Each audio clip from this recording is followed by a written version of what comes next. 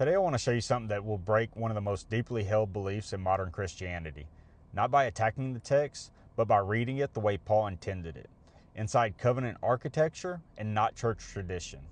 The passage everyone uses for the rapture is 1 Thessalonians chapter 4, but what Paul is describing is not a rapture. It is a royal arrival, a resurrection gathering, and a covenant restoration event. So let us walk through it slowly.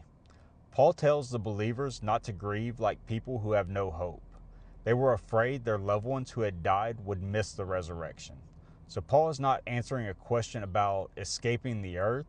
He's simply answering a question about missing the resurrection.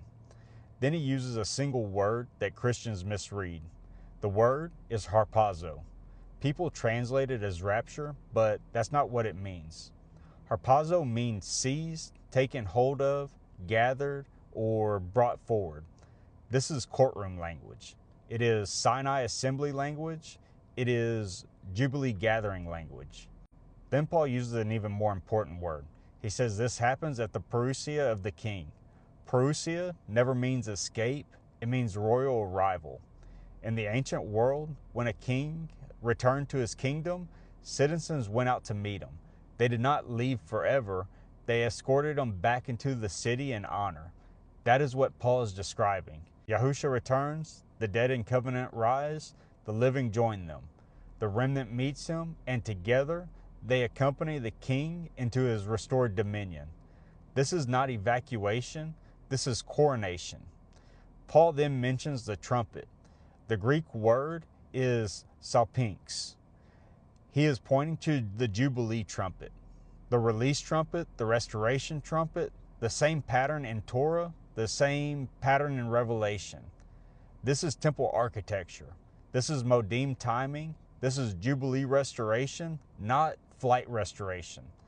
Nothing in the passage describes the righteous disappearing. It only describes the righteous being gathered to welcome the returning king. This matches Yahusha's own teaching. He never said the righteous would leave the earth. He said the meek will inherit it. He said the kingdom comes. He said the harvest is gathered. He said his kingdom is like lightning seen by all. Paul is not inventing a new doctrine. He is explaining the resurrection and restoration sequence that runs from Genesis to Revelation. The modern rapture doctrine reads the passage upside down.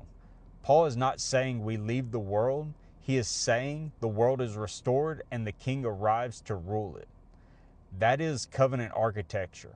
That is the original meaning, and that is why 1 Thessalonians chapter 4 does not support a rapture.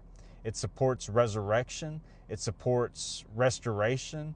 It supports the return of Yahusha to reclaim dominion that Adam lost.